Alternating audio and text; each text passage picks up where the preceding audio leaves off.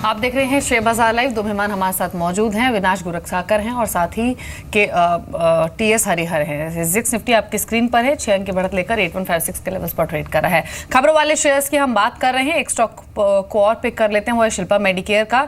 1 दिसंबर को कंपनी की board meet है, जिसमें इक्विटी शेयर और कन्वर्टेबल सिक्योरिटीज जारी करने को लेकर डिसीजन लिया जा सकता है। स्टॉक अपने लाइफ टाइम हाइस पर ट्रेड कर रहा है, कल भी 8% चला। अविनाश, आपके कमेंट्स क्या है शिल्पा मेडिकेयर पर? फ्राइडे को जब मार्केट बंद हो रहे थे तब इस कंपनी के नतीजे आए थे, जहां पर प्रॉफिटेबिलिटी में हमने करीब 70% की ग्रोथ देखी। उस दिन स्टॉक में स्पाइक आया, वो मोमेंटम कल भी बना रहा और शायद और भी स्ट्रांग रहे, क्योंकि रिकॉर्ड हाइस पर ऑलरेडी ये ट्रेड कर रहा है। इन लेवल्स पर आपकी राय क्या है, क्या करना चाहिए इन्वेस्टर्स को? नहीं, मेरे ख्याल से आई थिंक दीपाली शेयर में डेफिनेटली तेज़ी इसलिए आई क्योंकि Q2 के नंबर्स मार्केट के एक्सपेक्टेशन से काफ़ी अच्छे थे। In fact profit growth as well as top line growth as well as EBITDA margins में एक अच्छा इंप्रूवमेंट देखने को मिला। हमको लग रहा है कि आने वाले 2 क्वार्टर्स भी कंपनी के लिए अच्छे रहेंगे, क्योंकि कंपनी का बिजनेस मॉडल काफ़ी स्ट्रॉन्ग है। In fact US as well as domestic market में ये ऑपरेट करते हैं। हमको लग रहा है कि क्लियरली जो आने वाली जो बोर्ड मीटिंग है 1 तारीख को, यहाँ पे एक मार्केट्स क्लियरली वॉच करेगी कि कितना इक्विटी डायल्यूशन फ्रेश ऑफरिंग से आएगा। Because clearly in the coming year अगर इक्विटी डायल्यूशन थोड़ा ज़्यादा आता है तो हो सकता है कि शेयर में बाद में थोड़ा सा दबाव आए, क्योंकि इक्विटी डायल्यूशन अर्निंग्स को थोड़ा बहुत इम्पैक्ट करेगा। But overall long term prospects अच्छे हैं। अरे आप एक जो नंबर्स अभी ऐसे ड्यू हैं जो उसको मार्केट पहले से मान के चल रहा है नंबर ख़राब आएंगे, वह ऑटो सेल्स के, क्योंकि 8 तारीख को नोटबंदी हुई थी, तो जो सेल्स के आंकड़े आएंगे वो शायद थोड़े से दबाव वाले ही रहेंगे और अब परसों से आना शुरू हो जाएंगे सभी के। ये बैंक ऑफ प्रोडक्ट को लेकर भी एक खबर है, इनकी भी एक बैठक है 8 दिसंबर को और ये भी बायबैक पे फैसला करेंगे। ये भी ऑटो एंसिलरी की एक कंपनी है जो कि रेडिएटर सप्लाई करती है। मेरे को एक बार बताएंगे कि ऑटो और ऑटो एंसिलरीज में अब हमको क्या करना चाहिए? एक बार नंबर्स आ जाए, मार्केट डाइजेस्ट कर ले, उसके बाद ही इनमें कुछ रणनीति बनाए, या फिर एक रिस्क रिवॉर्ड से, क्योंकि पहले से ही पता है नंबर्स खराब आएंगे तो मार्केट ने इसको डिस्काउंट तो कर लिया ही होगा।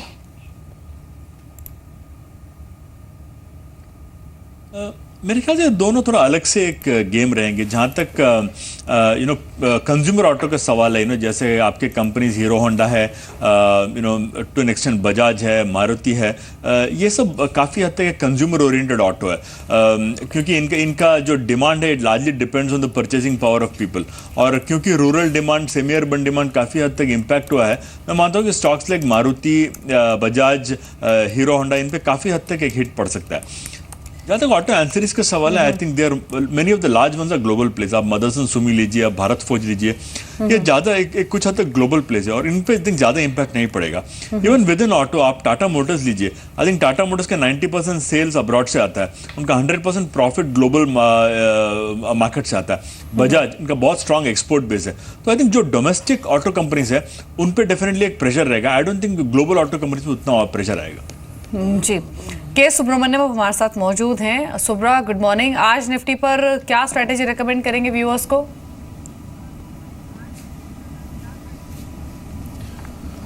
दिवाली ब्रॉडली आई थिंक जो भी हमने बढ़त फ्राइडे को देखी है, उसके बाद शायद एक कंसोलिडेशन की मोड पे, क्योंकि जो अगर कल के कारोबार देखें तो आई थिंक बैंक्स में थोड़ा सुस्त कारोबार थी, तो शायद आज भी वो जारी रह सकता है।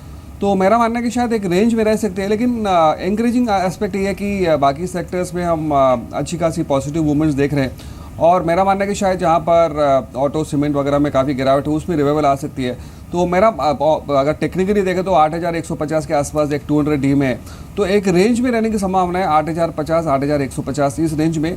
और कोई एक मेजर ब्रेकआउट के लिए न्यूज़ वगैरह कुछ आए तो बात अलग है, लेकिन ब्रॉडली फिलहाल आई थिंक इस रेंज में रहने की संभावना है।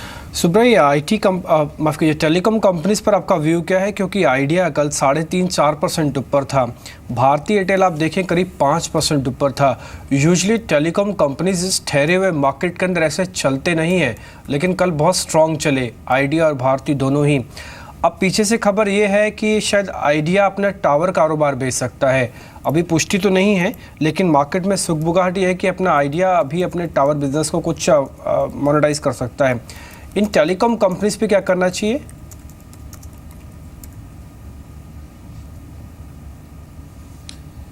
आई थिंक ओवरऑल इंडस्ट्री की अगर हम बात करें तो आई थिंक काफ़ी प्रॉमिसिंग है, क्योंकि जहाँ पर हम डेटा ग्रोथ पे भी काफ़ी फोकस कर रहे हैं और अभी भी नेक्स्ट आने वाले सालों में अच्छी खासी फोकस ग्रोथ पे रहेगी। लेकिन जो कंपटीशन अभी जियो की वजह से आई है उसकी वजह से शायद ये सब काउंटर्स पे यहाँ पर प्रेशर है और मार्जिन्स पे भी प्रेशर है, खास करके आइडिया जहाँ पर डेट लेवल्स काफ़ी ज़्यादा है और आई थिंक उसी का चलते ये सब टावर बिकवाने की बात आ रही है। तो आई थिंक उसमें उनका कुछ जो भी अनुमान लगाया जा रहा है कि $1 बिलियन के यहाँ पर एक इन्फ्लो आ सकते हैं, उसमें शायद डेट पे थोड़ी बहुत रिलीफ मिलेगी। लेकिन ब्रॉडली अगर आप देखें तो आई थिंक डेरिवेटिव भी अगर स्टैट्स देखें तो आई थिंक यहाँ पर कहीं ना कहीं आइडिया में खास करके एक बॉटमिंग आउट है। अगर दिसंबर की रोल्स भी अगर आप देखें तो अच्छी खासी रोल्स देखने को मिली थी और कहीं ना कहीं यहाँ पर एक 17 के आसपास अच्छी खासी एक बेस बन चुकी है, जबरदस्त ओवरसोल्ड है। तो मेरा मानना है कि शायद अगर कोई पॉजिटिव न्यूज़ फ्लो आए तो आई थिंक 85 यहाँ तक जाने की संभावना है। तो डेफिनेटली एक पॉजिटिव व्यू लेके चलना चाहिए। कल की जो न्यूज़ फ्लो आई थी शायद उसमें पुष्टि ना आए, लेकिन इवन देन अगर कोई भी इसमें नकारात्मक के बाद अगर कुछ गिरावट आए तो आई थिंक शायद ये स्टेबिलिटी यहाँ पर इस लेवल पे आने की संभावना है। तो wait and watch, I think lower levels पे यहाँ पर बाइंग करनी चाहिए और प्रेफरेंस के तौर पे I think Infratel, I think यहाँ पर हमारा मानना है कि शायद बढ़त आने की संभावना है।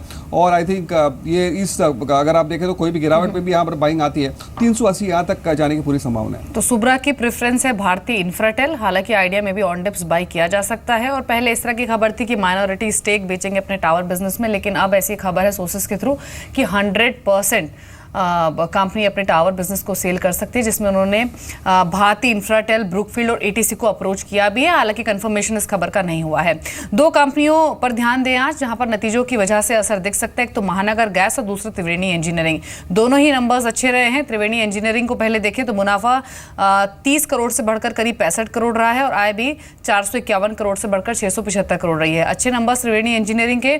महानगर गैस के नंबर्स देखें तो आय थोड़ी सी डिप जरूर हुई है, लेकिन प्रॉफिटेबिलिटी में 30% के आसपास की ग्रोथ रही है। मुनाफा 72 करोड़ से बढ़कर 102 करोड़ रहा है। हरी, महानगर गैस और त्रिवेणी इंजीनियरिंग दोनों पर पोस्ट अर्निंग्स आपकी राय क्या है? इनफैक्ट हम ये दोनों ही स्टॉक्स पे काफ़ी पॉजिटिव रहे हैं।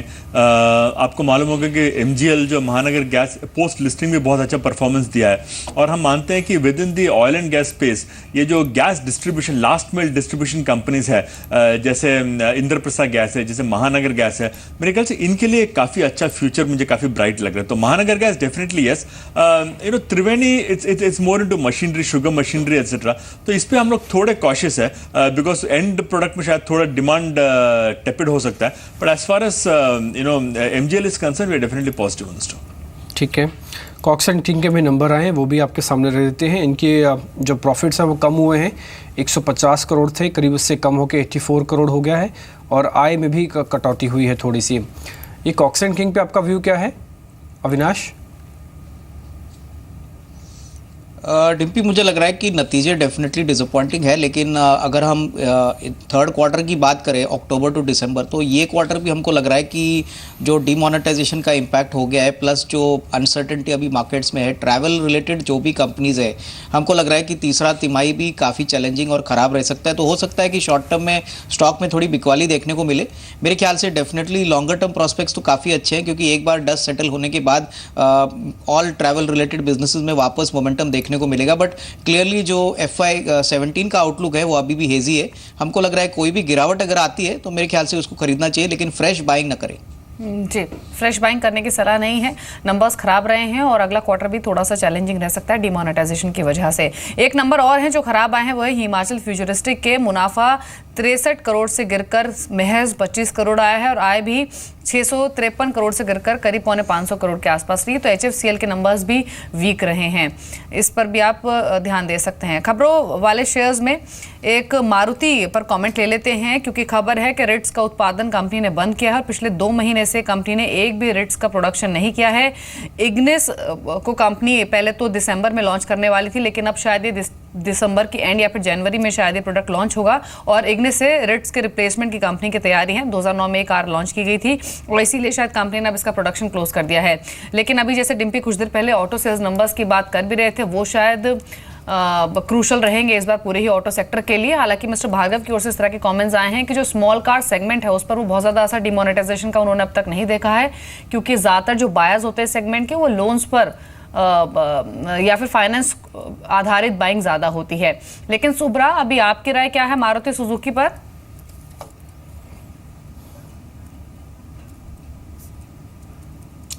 तो क्लियरली हाई पेडिग्री स्टॉक है। ऑब्वियसली डीमोनेटाइजेशन के चलते यहाँ पर उम्मीद है की जा रही है कि शायद नवंबर सेल्स पे भी एक अच्छी खासी भारी गिरावट देगी। लेकिन अगर शेयर की भी अगर आप यहाँ के भाव की भी अगर बात करें, लगभग 6000 से लेकर 4800 यहाँ तक गिर चुकी है। तो आई थिंक कहीं ना कहीं एक वैल्यू पिक है। और जैसे जैसे अगर हम लास्ट 3-4 दिन में देख रहे हैं 4750 और 4800 के आसपास आता है, तो यहाँ पर बाइंग अच्छी खासी आ जाती है। तो आई थिंक यहाँ पर एक risk reward I think favourable है। आई थिंक मेरा मानना है कि शायद अगर ऑटो नंबर्स के चलते अगर जो दिसंबर फर्स्ट वीक पे आएगी, अगर चलते वहाँ पर ऑब्वियसली जो भी निराशाजनक यहाँ पर फिगर्स आएंगी, अगर गिरावट में मौका मिले तो आई थिंक एक बार खरीद कर करना चाहिए। हमारा मानना है कि शायद वापस एक 5300-400 तक जाने की संभावना है। जी।